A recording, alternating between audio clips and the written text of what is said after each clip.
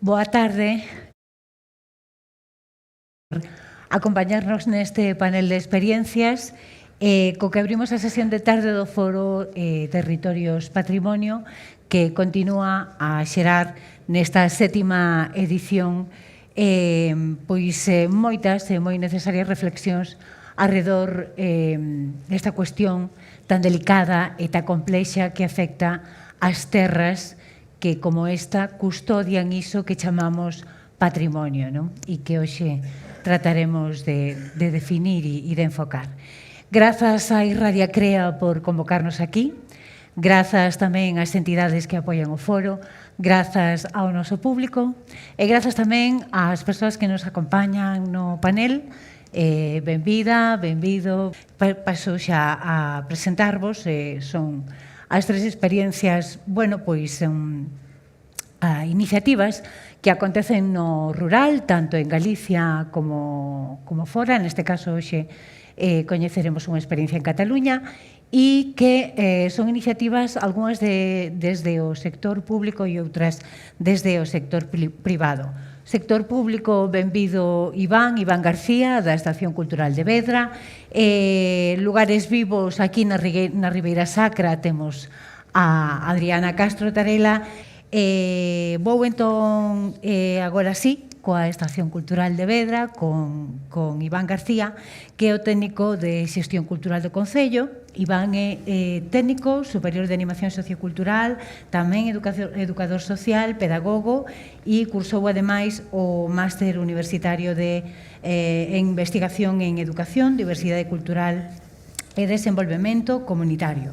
É doutor en Equidade e Innovación de Educación pola USC e a súa experiencia céntrase sobre todo no traballo, na dinamización de proxectos culturais, socioculturais a nivel municipal e tamén co sector asociativo, con iniciativas no ámbito da infancia, da xuventude, as persoas maiores tamén e proxectos de desenvolvemento local en xeral.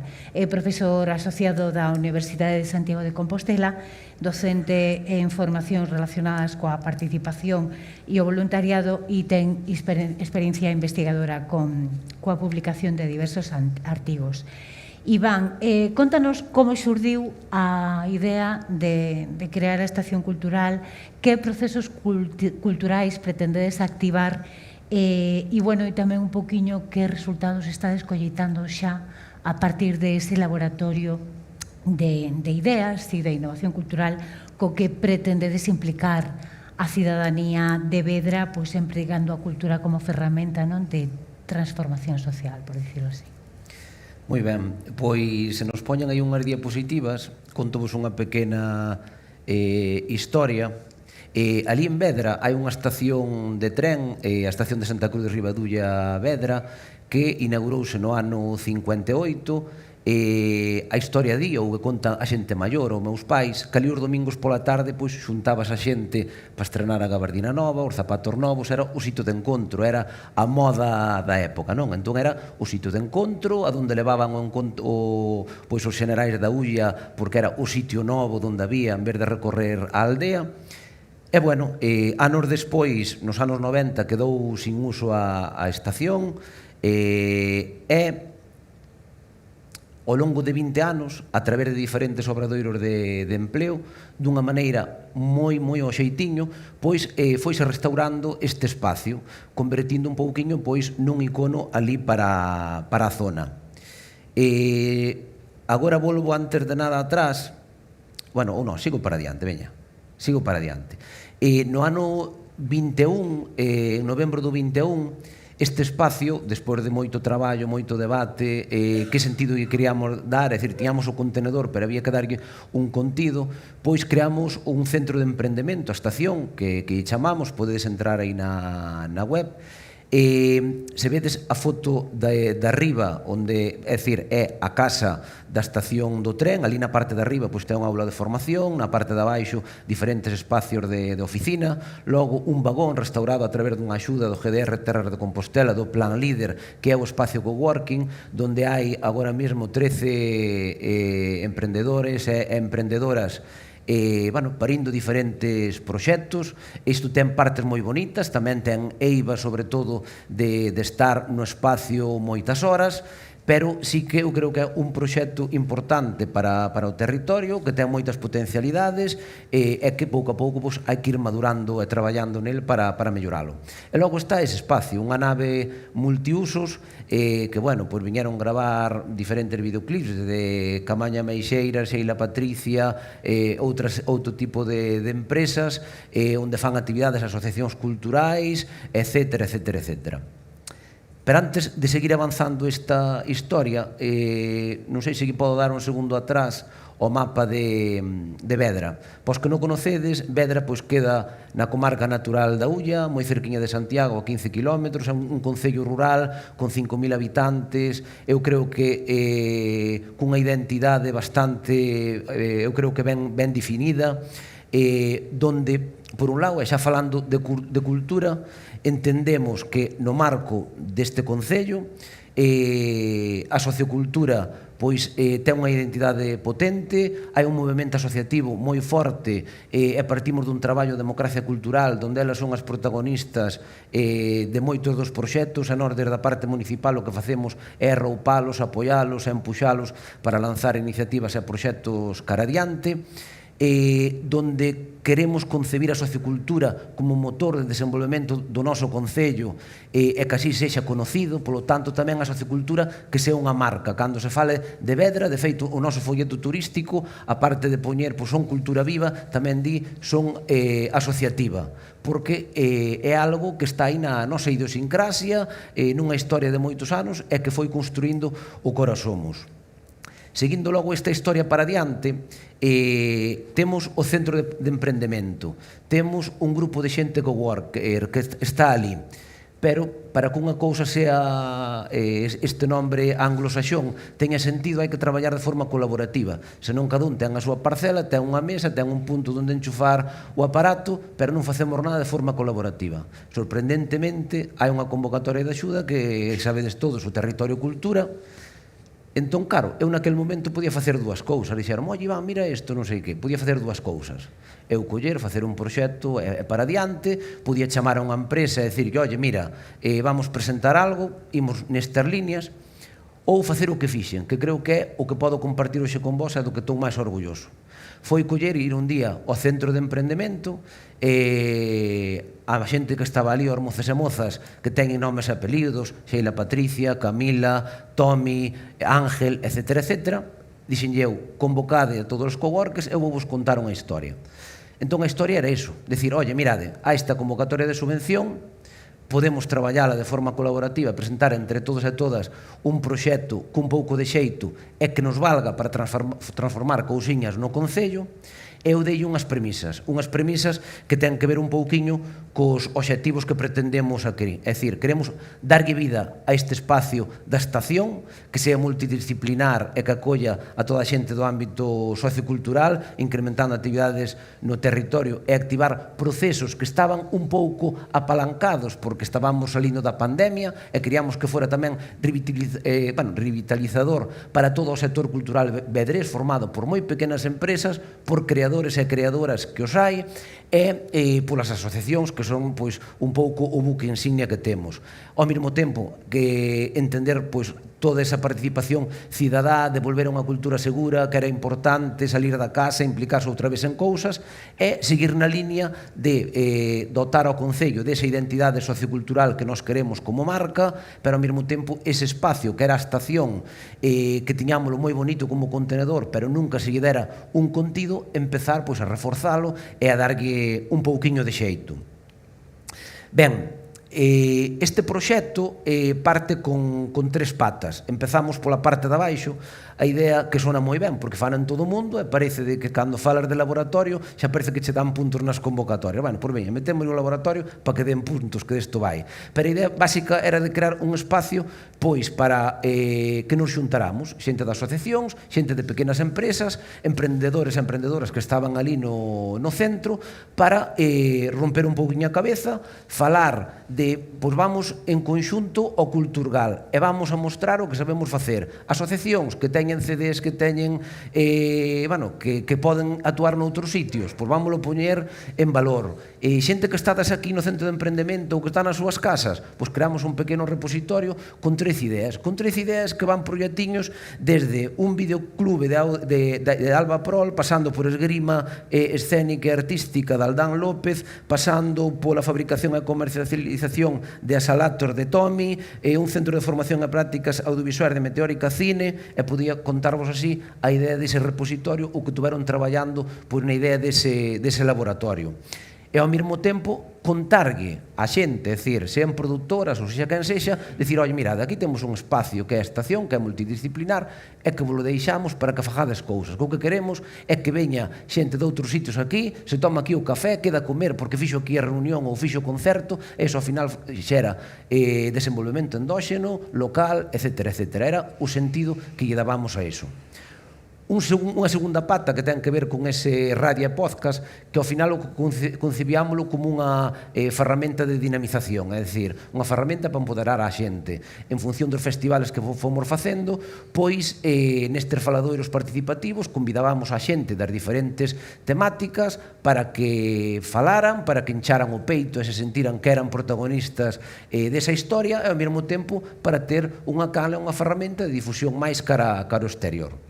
E a última pata, que ten que ver cos festivais de cultura na nave, foron 5 festivais temáticos que empezamos no mes de novembro hasta o mes de marzo, e cada un foi temático. Duraba sempre o sábado e máis o domingo.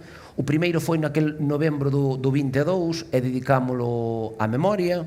O segundo en decembro á tradición, xaneiro sobre a creación, febreiro vinculado á terra e marzo vinculado a muller. Vou vos ora explicalos, pero antes de nada fixarse na outra parte do que era, isto era un roll-up, entón aproveiteino. Cada fin de semana temático o que queríamos era traer un grupo galego medio, é dicir, pois estuvo Porfía, Pauliña en rock, Ailá, Camaño Maixeiras, diferentes grupos, pero sobre todo a participación de grupos locais. Como vedes aí, 8 grupos e artistas galegos cada fin de semana, 12 grupos locais, todos os grupos de teatro, corais, de música, etc., participaron e implicámonos no festival. 7 asociacións locais, que este día ademais está de moda, sen un peso, que levou ahora un premio da Academia Galega, e decidiron pechar a porta, pero pecharon a por todo algo, pois implicamos a Raiceiros, a San Campio, que fai o famoso pasabodejas, a Amabul, que é medioambiental, Papaventos de teatro, etc. E logo 7 empresas culturais, unhas que estaban metidas xa no tema do coworking e outras, sobre todo empresas pequenas de tempo libre, que están facendo cousas por aí por toda a xeografía galega, e que ao mesmo tempo formáronse un curso de monitorado que impulsamos nós de tempo libre e que lle dá sentido un pouquiño a todo ese itinerario que intentas facer con xeito. Como vos decía, novembro implicamos corais, sempre é o mesmo formato, unha mesa de experiencias con un programa de radio, implicar as entidades con exposicións, pois aquí foi corais, é un concerto de Sheila Patricia. O domingo, pois fixamos unha ruta polo patrimonio oculto de Vedra que fixo unha empresa local que se chama Geo. Ese é un exemplo. Un seguinte, que é tradición, pois igual, a mesma mesa de experiencias, pero aquí apostamos, como era tradición, facer unha feira de artesanía, donde viñeron 12 artesáns, das cales 8 son locais. Pois é darlle o sentido a todo isto. Xaneiro, creación, pois aquí vinculámoslo hasta a charanga, o grupo rock que ensaya ali no baixo da Casa da Irmandade, hasta a Pauliña, hasta fixemos un streaming coa Sociedade Parroquial de Vedra para que falaran creadores de lá e daqui. E como vedes aí, creadores e creadoras, por máis de 30 e pico creadores e creadoras locais, pero ao mesmo tempo tamén implicamos a comunidade educativa, a Escola Unitaria de Sarandón do Cra Vedra Bocaixón, a Aula Municipal de Pintura, o CPI de Vedra, a Aula Municipal de Manualidades, etc. Por iso era a idea desta dimensión. Logo, febreiro, vinculámolo á terra de Camelia, con obradores de economía circular, tocou tamén a banda de música, fíxose mostra floral, concerto da Ailá, visitas teatralizadas ao Pazo de Santa Cruz de Ribadulla, que lle encargamos ao grupo de teatro Papaventos, etc. E xa, para rematar marzo, rematamos con muller, implicamos a Asociación Berenguela pola Igualdade dali, feminismos a pé de vía, etc. De todas, o importante de todo isto non é que vos lo conto eu, é que o vexades vos e logo conclúo. Entón vai un pequeno vídeo de 1 minuto para que vexades pois a esencia e a ver o que é capaz de transmitir.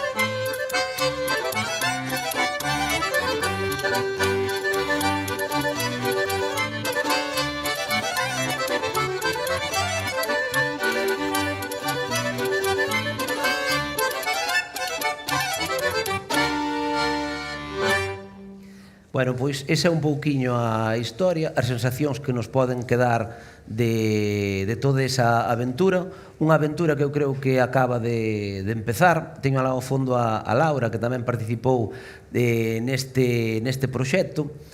É o bonito que cando me convidou a contalo aquí, onte pola noite, este fin de semana na estación, pois sigo vendo fervedoiro. O sábado houve magosto e onte pois houve concerto de Verónica Codesal e encheuse. Entón taballe contando a comida de que, bueno, ao final algo ten sentido, queda moito por facer.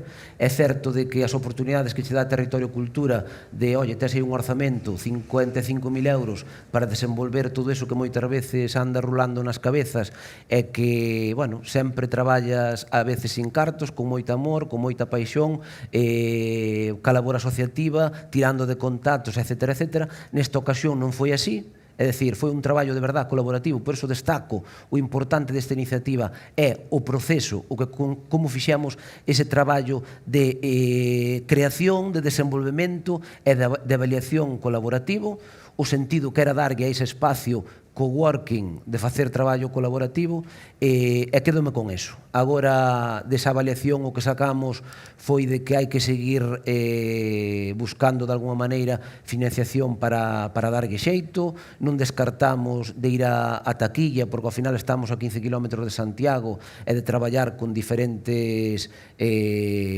produtoras que se queiran implicar un pouco nesta idea.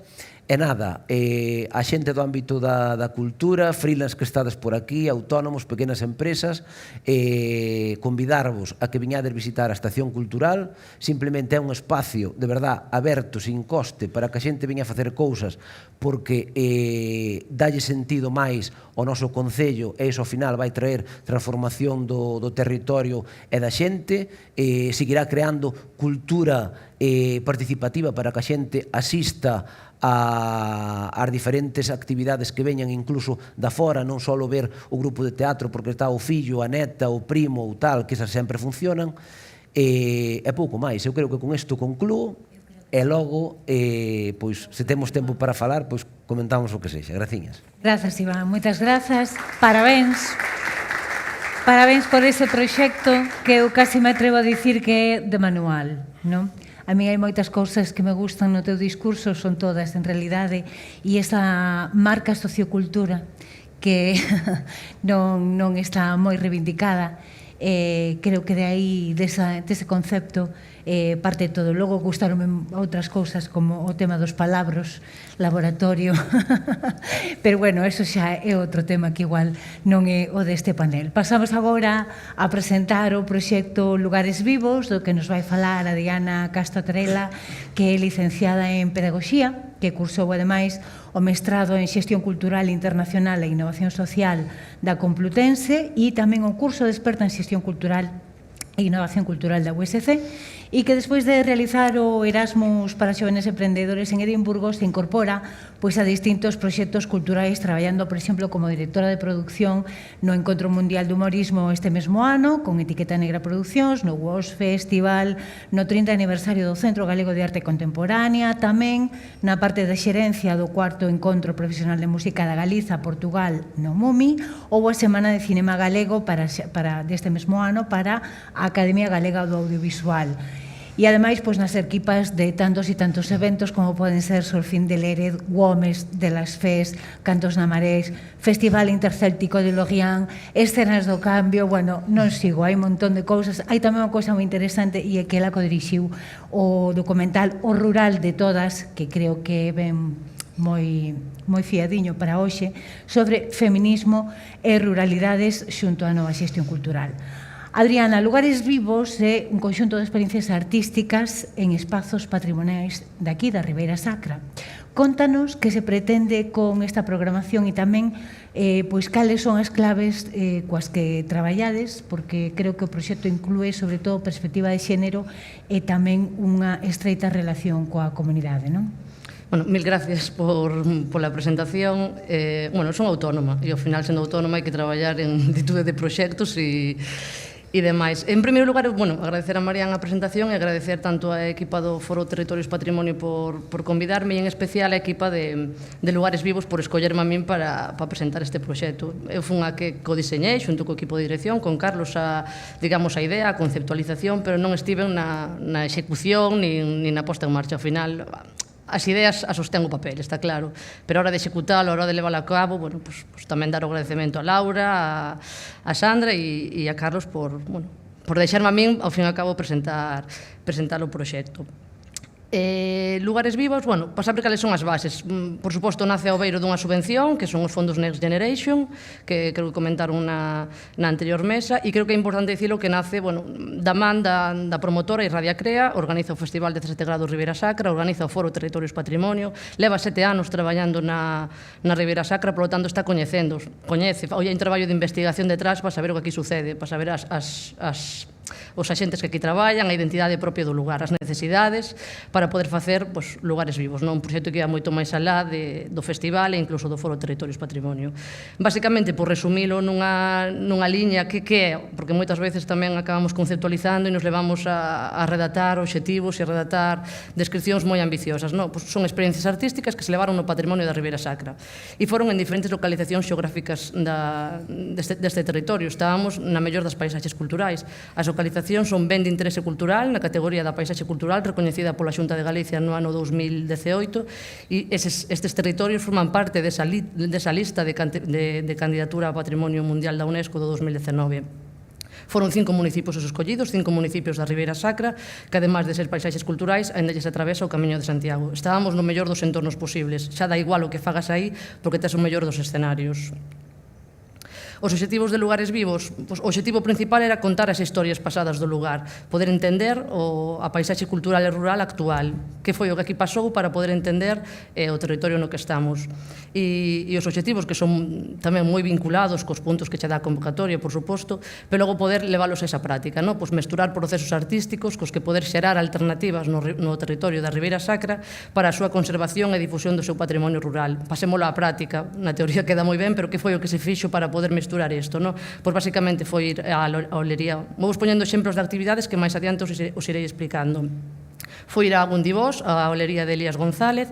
El fai, non sei se algúns de vos fuchedes, imagino que xa coñecedes, fai todo un ritual que nos fai entender eses modos de facer, eses modos de vivir o territorio que houbo na Ribeira Sacra, pero mesturamos con Abraham Cupeiro, e Abraham Cupeiro tamén nos recupera eses instrumentos abandonados, crea novas sonoridades e tamén nos fai entender como era a música de antaño. Se conseguimos mesturar ambas cousas, podemos contar o relato dunha maneira distinta. Nin mellor mellor nin peor, dunha maneira distinta. Vinculamos estas expresións artísticas actuais co patrimonio inmaterial e arquitectónico da Ribeira Sacra, entendamos como vivíamos antes, entendámoslo a través destas expresións artísticas, ofrezamos unha experiencia de valor ao público participante, non se trata só de ir a ver un concerto, senón que lle demos valor patrimonial ao espazo no que ten lugar ese concerto. Os axentes culturais do territorio non son simplemente público pasivo, acaban sendo xeradores de contidos do relato, como foi a Asociación de Veciños de Vilachado, Salvador, que acaban sendo os que realmente contan ese contido facendo un roteiro patrimonial. Contribuir con este proxecto, como non podía ser de outra maneira, cos obxectivos de desenvolvemento sustentable. Cumprimos a Axenda 2030 porque falamos de sustentabilidade, falamos de territorio, falamos tamén de igualdade, de cultura de proximidade e crear vínculos de unión entre os axentes do lugar e prácticas culturais galegas. Se vimos aquí a falar de mulleres, complementemos ese discurso das mulleres, ese discurso do papel das mulleres no viño cunha intervención musical como pode ser SES. Non é unha intervención calquera, é SES que ten o seu peso tamén de cal é o papel das mulleres, neste caso na música tradicional. Os espazos patrimoniais. Non precisábamos grandes infraestructuras, non precisábamos escenarios, non precisábamos ningún tipo de tarima para poñer a ningún artista en riba. Contábamos cos mellores escenarios patrimoniais. Foron 5 concellos, 3 da provincia de Lugo e 2 da provincia de Ourense. Aquí o máis fácil tamén houvese sido a nivel de produción e a nivel de... Vimos, somos unha empresa privada e temos que falar tamén de monetizar e de cartos. O máis fácil houvese sido ir só a un concello e centralizar ali toda a programación.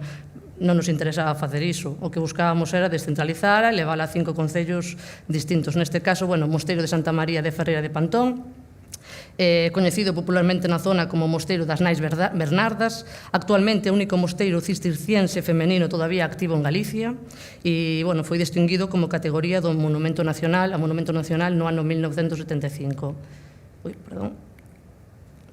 Adegas milenarias de Vilachán, o Concello da Pobra do Brollón. Trátase dun conxunto de construcións tradicionais recentemente restauradas, cuxa finalidade era a conservación do viño e a cata deste produto.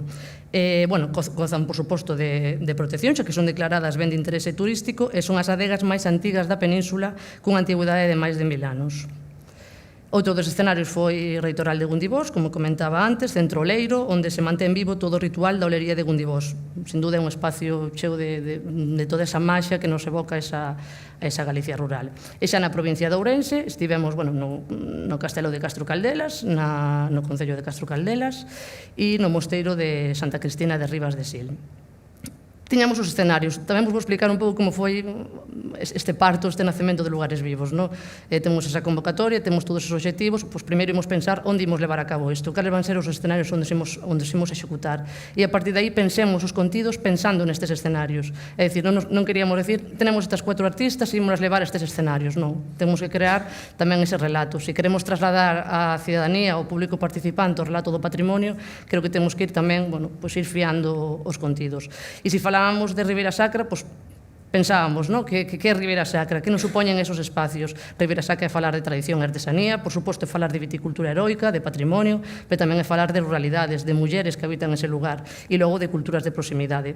Digamos que estes foron os eixos cos que intentamos logo crear a programación, os eixos que queríamos que tuveran estes contidos para logo poder cumplir os obxectivos que comentei.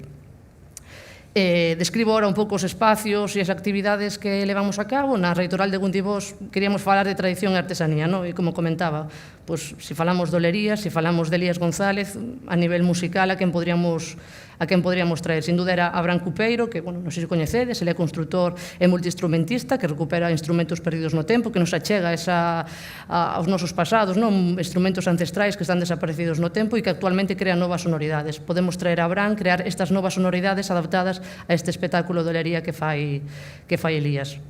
Resumidas, integrar estas músicas milenarias coa olería propia deste territorio e entender a cultura máis alá das artes, a cultura como expresión patrimonial, a cultura como formas de vida que houbo e que todavía hai e que todavía se manteñen. Falamos de participación e viticultura heroica. Neste caso, encantoume unha frase que dixo o Uxío Novo na anterior mesa que que pasear tamén era un acto revolucionario, non? E que cada vez temos menos espacios, menos lugares para poder facer roteiros. Pois esta era outra actividade. Roteiro patrimonial, aí está a Asociación de Veciños de Vilachá do Salvador. Quen mellor para contarnos a historia, o relato que hai pois, a propia veciñanza que actualmente habitan e coñecen a historia do lugar. E neste caso a música como acompañamento, que tampouco buscábamos era crear unha grande infraestructura con un concerto final. Temos que darlle ese peso a Catuxa Salón, por suposto, temos que dar ese peso a cultura, neste caso, a través da expresión musical, pero que non sirva simplemente como cabeza de cartel que vayamos a ver e que non saibamos o entorno, o lugar no que estamos. En este caso, por roteiro patrimonial, con Catuxa Salón e a Asociación de Veciños. Patrimonio e músicas. Pois neste caso tamén era como sacar os concertos de espacios convencionais ou dos espazos que estamos habituados a que se leven a cabo, sexa un auditorio, sexa unha praza. Se conseguimos levar un concerto, neste caso da violonchelista Margarida Mariño, ao mosteiro de Santa María de Ferreira de Pantón, darlle ese valor patrimonial, tanto o espazo como a propia intervención musical, pois conseguimos darlle ese valor engadido, que a experiencia do público teña un valor moito maior e, polo tanto, tamén transmitirlle esa emoción. Non só hai o concerto, senón que primeiro imos coñecer o espacio no que vai ter lugar o concerto.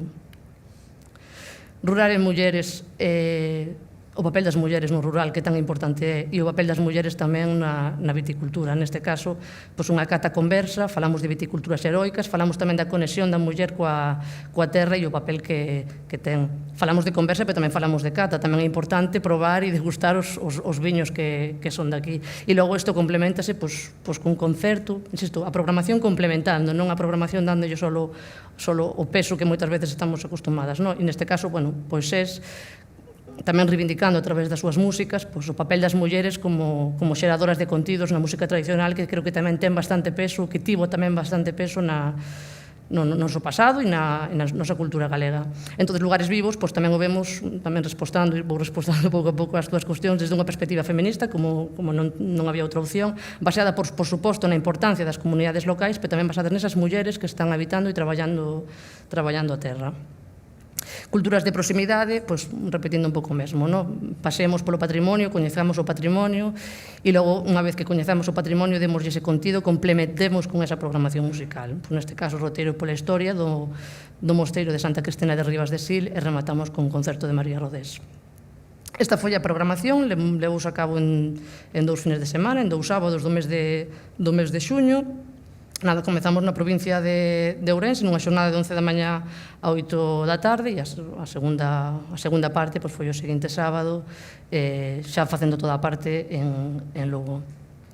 Xa para rematar, como resumiría cales son as conclusións finais unha vez que se levou a cabo Lugares Vivos? Eu creo que o título, o resumen sería que se traballou a cultura, traballouse o territorio, traballouse a sustentabilidade. Creo que foron os 3 eixos principais, o resumen final, as conclusións finais que nos levou. Lugares Vivos non quixo ser un festival, ni moito menos, sino unha oportunidade para poder coñecer o territorio e coñecelo a través de novas expresións, novas narracións, novas formas de poder visitalo. Os axentes participantes deste proxecto eran as comunidades que habitaban e se converten en axentes activos da programación.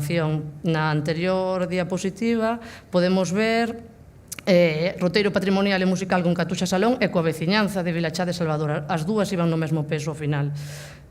Son os realmente os auténticos protagonistas e deixámoslle de que non sexan só o público pasivo, senón que sexan os que estén tamén en primeira liña. Democratización cultural. Falemos de patrimonio cultural, pero creando novas formas de poder narralo, que a xente poida entender ou disfrutalo a través de novas linguaxes. O escenario principal deste territorio, como comentaba, foi o propio territorio, o propio espacio público que xa estaba. Son espacios, a maior parte deles, que son públicos, que pertencen á cidadanía e que poden e deben acceder a eles e deben de coñecer a historia que ali hai. É distribuído, creo que tamén o comentaba ao principio, non concentramos a programación nun municipio só, dispersámoslo xeográficamente e facémolo extensible porque queremos chegar a un amplo número de lugares e a un amplo número de persoas. E logo feminismos, por suposto, como eixo transversal, sí, pero tamén como contido principal das accións a realizar. Creamos contidos ad hoc, como foi esa cata conversa de mulleres para poder falar e traballar desde unha perspectiva ecofeminista e, polo tanto, rural. Eu, a nivel persoal, decir que, vivín con moita intensidade a creación de Lugares Vivos, no sentido de que, que se lle puxo moito cariño, se lle puxo moito empeño e que se fixo con máximo cuidado, respeto que se podía ter de Ribeira Sacra e, despois de 7 anos, traballando no territorio. Non quixemos ser que ven unha promotora de fora e ven facer algo, non. hai un traballo de 7 anos traballando con axentes, traballando con espazos, traballando con administracións, e logo hai unha coidada selección de artistas. Volvo a insistir que non era programar por programar, sino dándolle ese sentido, complementando con todo o relato que hai aquí no territorio. E, bueno, espero haberme explicado ben e quedo atenta. Grazas, Adriana. Eu ia dicir que o tempo está a fuxir, pero o tempo xa escapou. Ata aquí chegamos, dou vos as grazas e tamén desexarvos que sigades disfrutando do que nos queda de foro.